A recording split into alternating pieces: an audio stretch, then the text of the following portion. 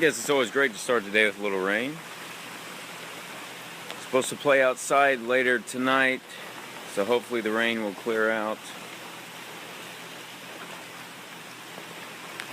Alright, so part of what I have to do today is I have to convert some files that I record. I record all my gigs with what I'm recording this with right now.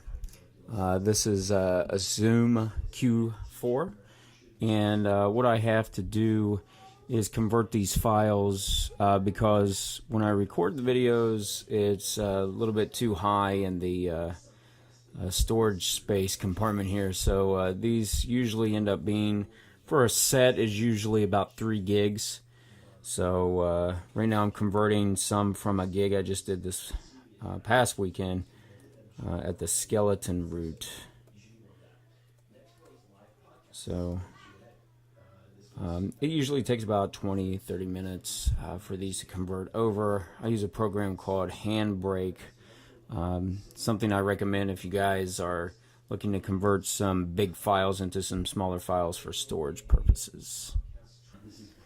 So my setup for tonight, I'm going to be using, it's not often I use distortion, but tonight I'm going to be using the DS1, the Boss, the RC Booster, to give a little bit more presence to my sound. I also have an MXR carbon copy. Funny thing is, I had a Marshall half stack, not one that was too high in demand. It wasn't the, I think it's called the JCMs. It wasn't one of those, but it was a direct trade from the half stack to this carbon copy.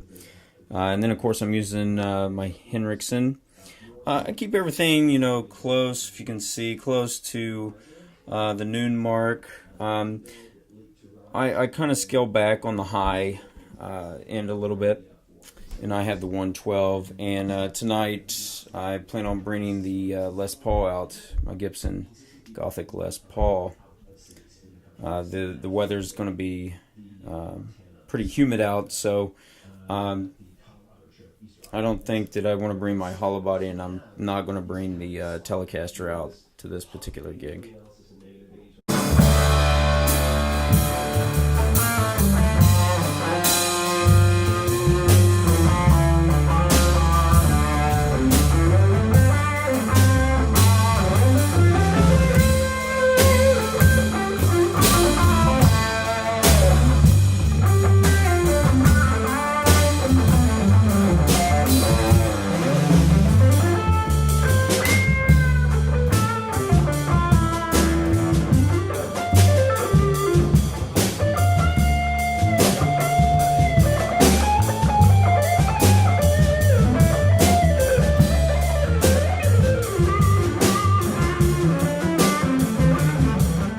Hey guys, this is Bob Ross, and welcome to my second vlog.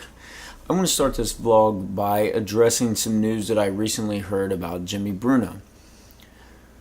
It's come to my attention that Jimmy Bruno is not doing so well, and Jimmy Bruno was a huge influence for me in the beginning stages of my development as a jazz guitarist.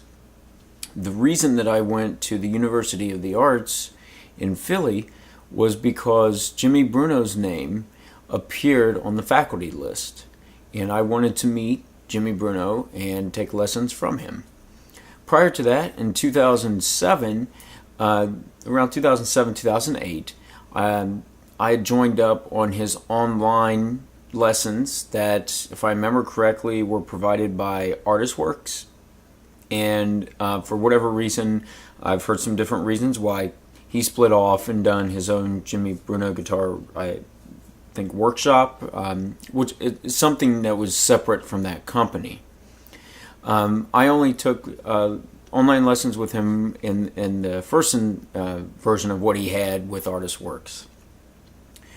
When I first heard the album Burning, that was what really helped me to crossover from wanting to do more of a heavy style of music to the jazz thing, because as someone who was really big into the heavy metal side of music, as well as really being influenced by a lot of those shred guitar players. Jimmy Bruno really seemed to have that, and he was able to do that over a pretty advanced harmonic structure.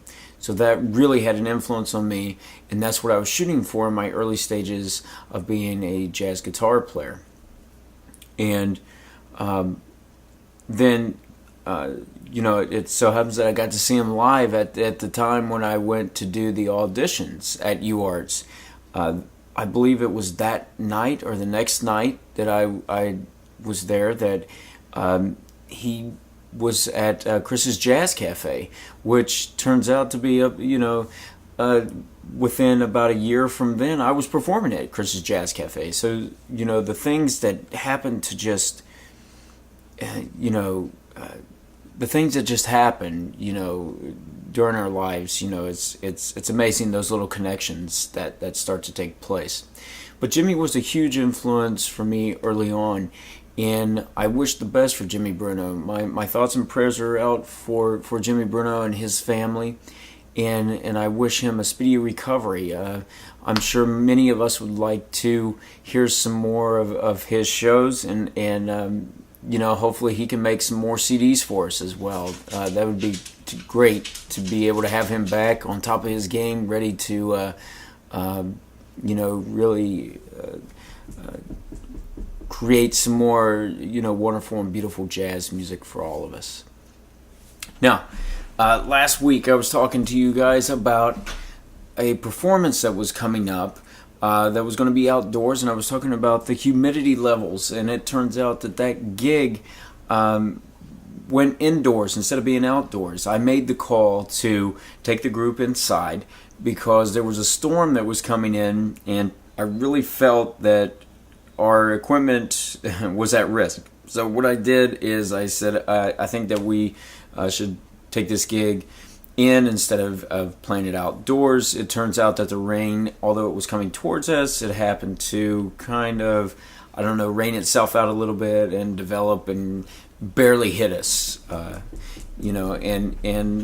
really wish that we would have played outside, because there's a lot of people walking on the streets that will just stop by and watch, and I get to know some more people. But next month we'll be back there at Clifton Plaza the third Friday, 7 to 10 p.m. So I'm not too worried just yet. We got a couple more times of doing the outdoor shows. For this week's vlog post, I had so many topics that came to my mind based on what people usually ask, based on things that appeal to me, things that I just want to address in general. And right before doing this, I felt a real sense of being drawn to a particular topic, and that is melody and harmony. And I'm not talking about it in a theoretical way. I'm talking about the way that we seem to be drawn to certain songs by the melody and the harmonies that go by. For me, I had a background in more of a rock metal style, and that appealed to me. And I remember I could listen to those type of songs, and I could put it on repeat and listen to it over and over and over again and not get bored with it. I thought it was great. When first listening to jazz, that was a very difficult thing for me. And I think some of it has to do with the harmonic development that takes place in that style more than rock. A lot of jazz music has a much more elaborated sense of harmony, and that's hard for an average listener that doesn't hear that on a regular basis. But I was thinking also about in dealing with melody and harmony, I was thinking about even today the types of jazz that are there, and sometimes listening to certain songs that seem to be written just for the sake of complexity, for the sake of appealing to other musicians. It has come across to me that there are musicians who write for musicians because they know that other musicians may catch on to what they're doing or respect it or be impressed by it. For me, those artists that stand out, like John Abercrombie, Steve Cardenas, um, Ben Allison's music stands out to me. I really enjoy Ben Monder. Ben Monder has some complicated things in there, but he has a sense of being able to build some strong melody. There is a tenor saxophone player that Ben Monder's appeared with very often that I really admire. I don't know how to pronounce his name, but it's Jerome and then Sabbagh. I don't want to butcher his name, so I'm not going to try to pronounce that in case there's a certain accent on certain letters, and I just don't want to mess that up. But Donnie McCaslin stands out to me. Seamus Blake stands out to me. These people, and there's many more that I can name. I feel that these musicians have the ability to write songs that really stick because of the strong melodic content as well as harmony that catches my attention. I really respect the traditional style of jazz, and I think that there's some beautiful tunes. And that is very important to me, is creating a melody. My compositions focus a lot on, for me, is creating a soundscape. Not just droning chords or a particular note, but providing like some kind of some sort of static harmony. But I try to create a sound and a melody that stands out. That to me is much more important. In the way that I think about soloing over tunes, melody is important.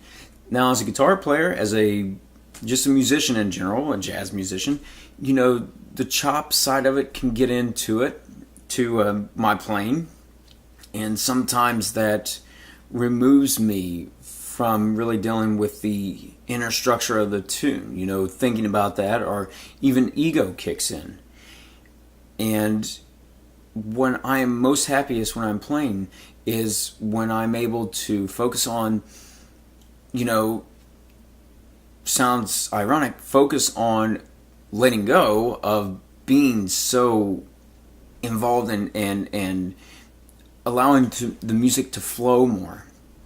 And I, at those stages, I'm usually singing along with what I'm playing, and I'm really involved in creating the solo, as opposed to just playing my way through it, going about, just allowing the fingers to do the work.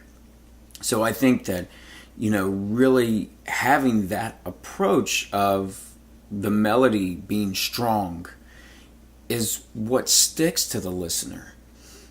And I do believe that, based on conversations that I've had with listeners from multiple age groups, the thing that can stand out for them, especially when they come up to me and talk about my compositions, is that the melody stands out for them. The harmonic structure of the tune stands out for them. They can relate to it. Their ears can latch on, and that draws them in.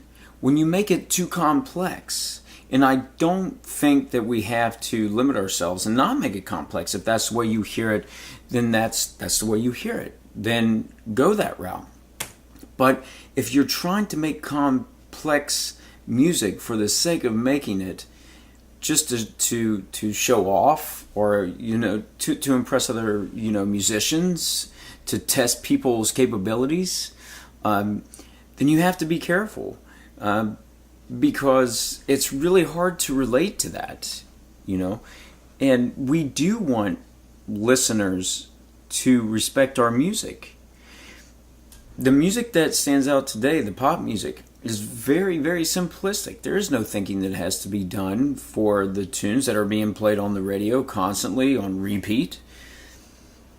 And I'm not saying that we need to write to keep up with that, because we don't need to write tunes that are so simple just so people can latch onto. But the melody should be present. It doesn't matter how complex the chord structures are. The use of a strong melody that sticks is very important. So that's just my thoughts on melody, and thinking of how that can really lure in more of an audience for us as well. So, as always, guys, thanks for watching. If there's any topics that you would like for me to discuss, leave it in the comments below. Please don't forget to subscribe to my channel, and I will be seeing you soon for more vlog entries as well as more Technique Tuesday videos. Thanks a lot, guys, for watching, and have a great day.